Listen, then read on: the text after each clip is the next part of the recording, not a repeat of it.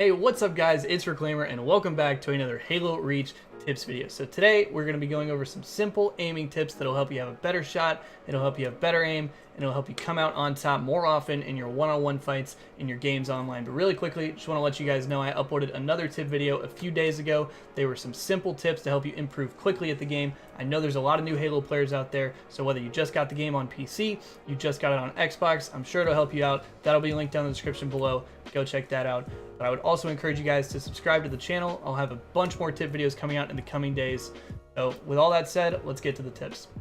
Alright guys, like I said, we're going to be going over some simple aiming tips today. And so the first thing that we have to talk about, this is going to sound super basic and it's a little bit of a repeat from the last one, but we got to talk about your sensitivity. Halo is a game where precision is super important, so picking the right sensitivity settings is extremely important, whether you're playing on mouse and keyboard or you're playing on controller.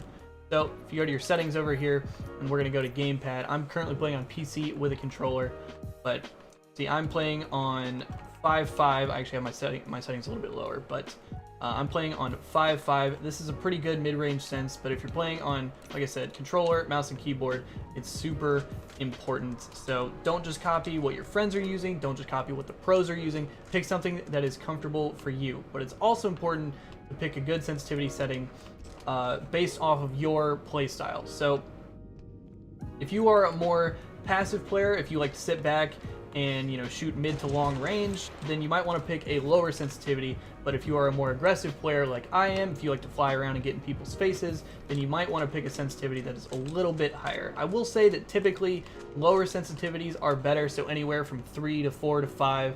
I typically I wouldn't go any higher than like 6.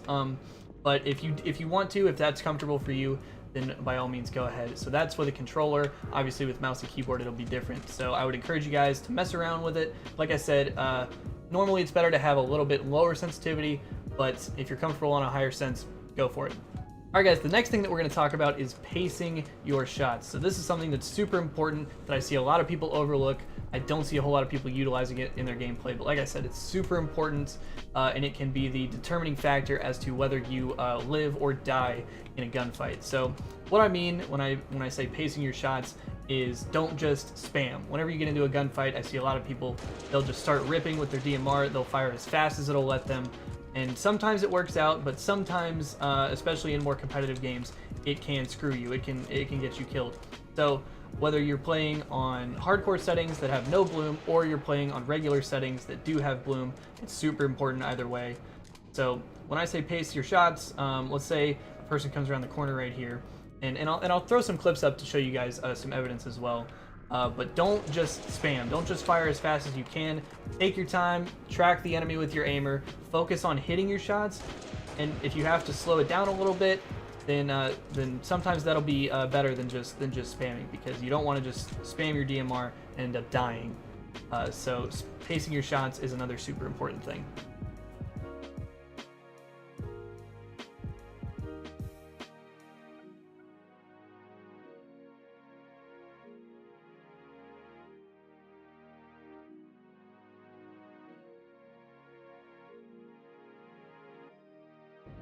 Alright guys, for our next tip, what we're going to talk about is a little bit of a minor one. It's not as important, mainly because it only applies to controller players. So if you're playing on console, or like me, if you're playing on PC with a controller, if you go over here to your aim control, there's two options, classic and modern. So if you mess with this a little bit, classic, if you look right here, it'll say aiming will feel like the original Halo game, or if you go to modern, it says aiming will feel consistent with other modern shooters. I would encourage you guys to experiment with that a little bit. And find the setting that works best for you. Find the one that feels more comfortable, because both of them feel pretty different. It's a little bit hard to describe. But both of them feel different, and so it can make a big difference in your shot. So definitely, I would say give that a look. All right, guys. The next thing that we're going to talk about is reticle placement. So this is a little bit of a more advanced tip. This is something that you typically don't see utilized by lesser experienced players. This is something that usually you'll see utilized by higher level players and the pros. But what I mean when I say reticle placement is essentially where you hold your reticle when you move around the map. So you PC guys, you guys will probably know what I'm talking about if you've ever played Counter-Strike. It's super important in Counter-Strike, and it is equally as important in Halo. So an example of good reticle placement would be holding your aimer where you think people are going to be. So an example of bad reticle placement would be if you're walking around the map like this, you are not ready to fight somebody. So if somebody comes around this corner while I'm aiming at the ground, then I have to take time to drag my aimer up and find the guy, which means, you know, I might be down first shot, or you know, I might have already taken a bunch of damage before I can challenge them. And in a game like Halo that's super precision focused and precision based, where it takes 5 shots to kill, you know, that's being down 1 shot is hugely important. So when you're moving around the map, try to keep your reticle, you know, like don't focus like right here. If I'm walking right here, I would want to keep my reticle you know, over here to the areas where people are going to be.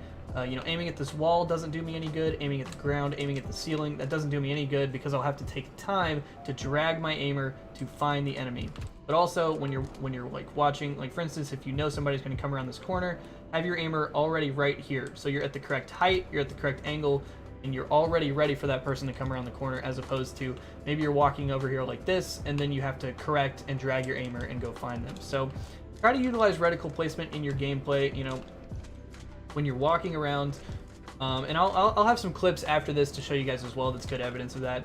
But whenever you're walking around, try to focus on your reticle placement. You know, try to aim where people are going to be, where you think they're going to be. You can see I'm kind of moving my aimer so that it's, you know, more advantageous to me. I know exactly where the people are. If you have the sniper, you know, I'm at the correct height of where their head would be right here.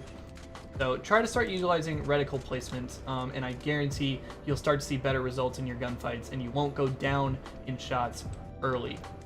Alright guys, for our final tip today, we're going to be talking about strafing. I talked a little bit about strafing in my simple tips video, but that was more about how to have a good strafe. Today we're going to talk about not over strafing.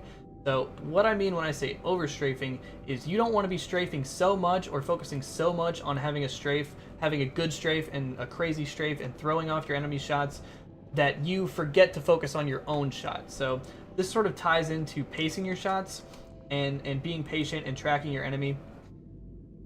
So you don't want to be doing all this crazy stuff and going back and forth and jumping and all this stuff, because you might throw off the enemy shots, but you also might be throwing off your own shots. So you want to focus on your own shots more. So typically in a game like Halo Reach, for example, it's a bad idea to incorporate jumping into your strafe. So in Halo 3 it was a problem as well.